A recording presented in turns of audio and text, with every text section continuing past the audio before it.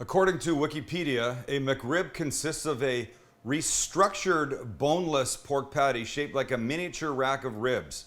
Barbecue sauce, onions, pickles served on a 5.5-inch roll. Primarily pork shoulder meat. Never been a huge fan of a McRib, but I'm a fan of the one we're gonna make today with real ribs. And wait till you see how the whole thing comes together. We start right here with this beautiful rack. Wait, say what the website is. Wikipedia? You know what you just said? Say it. Wikipedia? Wait a sec. It's Wikipedia. It's spelled wiki. Are you... What do you call this? A fist or a feist? Because it's going to feel the same. All right, let's back to the ribs. Here we go. So look, this is a beautiful rack of ribs. It is not a boneless, restructured pork patty. It's got actual bones in it. But to get this ready for the oven, we want to take off this membrane. Look, if I was cooking these like normal and then cutting them and just eating a rib, I wouldn't really bother with that. I know the purists would get all pissy. But when we're turning this into something that's going to be in a sandwich, I want this membrane off. And you can see the membrane. Here's what you have to do. Come to a bone, put a little knife under, and you want to lift this up. Once you've got it started, then you take a paper towel, grab, and you pull. See what happens? And that membrane that makes chewing a little more difficult comes off quite easily. Voila. And it's disgusting, so you throw it out. Now the ribs. Here we go. We're gonna take our beautiful rack of ribs, put it on a baking sheet, but we wanna elevate it. So I'm using these two little things that came with some equipment that I have that I don't even remember what. We just wanna get it off the ground a little bit. Okay? So we're good. Now we're gonna season it, and all we're gonna use is pork rub. Find the recipe on their website, use your own favorite, whatever you like. And we're gonna be generous with this. Generous, generous, generous. If you don't have a little rack like this, you could ball up some clumps of foil and use it just to raise up a little bit. And as the name rub implies, just make sure it's all stuck down well. Next step is we add some vinegar, and the vinegar is gonna steam away and help these guys get much more tender in the oven. Now we cover really well with foil. You want it to be tight because you don't want the steam to escape. The steam is your friend in this case. Perfect, now into the oven. And look, you'll notice there's already some in there. I'm being efficient with my time today. In they go. We shut, we bake at 350. They're essentially the same as some ribs we did about a month ago. You can click here actually and see that recipe. But instead of cooking them for an hour and a half, then finishing them on the grill, we're gonna cook them for 2.5 hours at 350. And that's really where some magic will be happening. And while they cook, we have some barbecue sauce to make and prep some vegetables. So good. Our sauce consists of about 3/4 cup of barbecue sauce, and absolutely plain. Folks, don't be spending a lot of money. There's no point. About a tablespoon of minced chipotle peppers, and about a tablespoon or so of bourbon. Okay, maybe that's a little more. And then we mix. Bourbon chipotle barbecue sauce. Oh, holy shit, this is gonna be good. True McRib fans will know that the vegetables consist of diced white onion and pickle. And I'm using dill pickles. I don't know what the McDonald's thing calls for.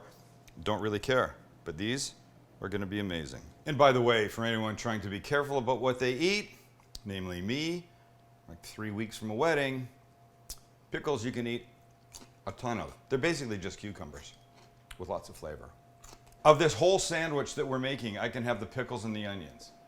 I'm gonna have a bite, but let's get the ribs. Here we go. Here we go. Now, there's a lot of liquid in here, not just the vinegar, but also the juice that's come off the fat. So you wanna be really careful. And you want to be extra careful for this next part because there's a ton of steam. So pick a corner that's away from you. Ow. And now look at what we've got. Wow. So check those. And here's the real test. Watch this. When I poke in between, butter. All right, so at this point, we have one job. And it's this. Did you see that? It's taking the bones out. Because remember that description from Wikipedia, if I'm saying it right, it's a boneless rib patty. Ow. Ow. So we don't want bones. Okay, look, so tender. This just happened, but I think we're gonna be okay for our purposes. Look, it couldn't be more tender. The professional barbecue guys are gonna say, falling off the bone is too tender. It needs to have some pull to it. For our purposes, this is what I want. Now here comes some fun stuff. So now we're gonna take our sauce and we're gonna paint liberally. I smell Chipotle, and I'll do it here, even though I didn't take all the bones out of this guy. Now we go in the oven under the broiler, right here. That's gonna take maybe a minute and a half. You have to watch it.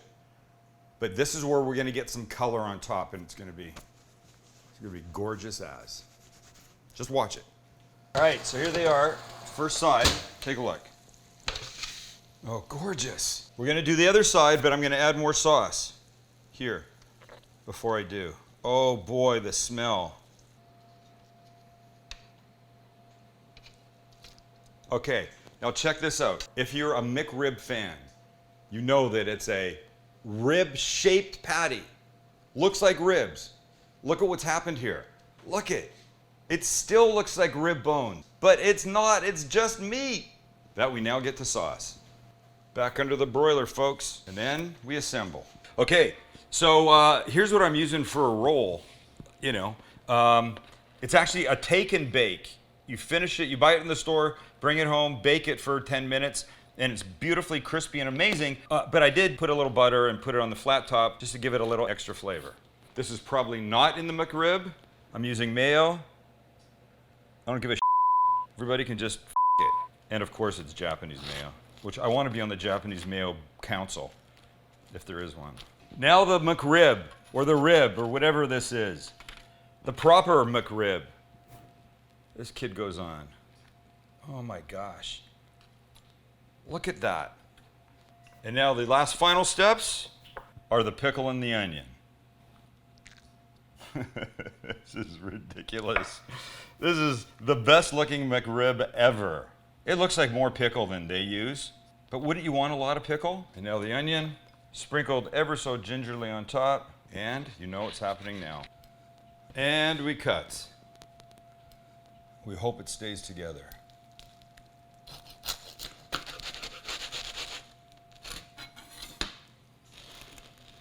There we go. Ladies and gentlemen, one fine looking proper McRib. And look, oh my God.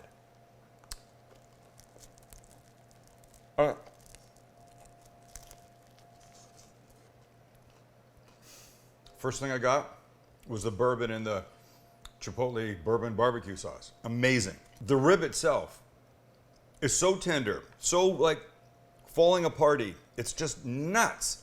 And then pickles as the whole. I shouldn't be eating this much, but I can't freaking stop. Look at this nonsense. Ladies and gentlemen, that's a McRib. By the way, it's a lot to eat. So I'd make a long one and then cut it into pieces. You don't need that much. McDonald's. Pre-formed pork patty or whatever it was. That is a McRib. Like, subscribe, comment. And speaking of comments, you know, we've been giving shot glass and an opener, cooking guy one, to people that comment. This is from Gary. Gary says, when you're a cameraman for your latent homosexual narcissistic father. Who chose this comment? At the risk of rewarding people that write things about me, I'll throw into one of those every now and then. Thanks for hanging out with us.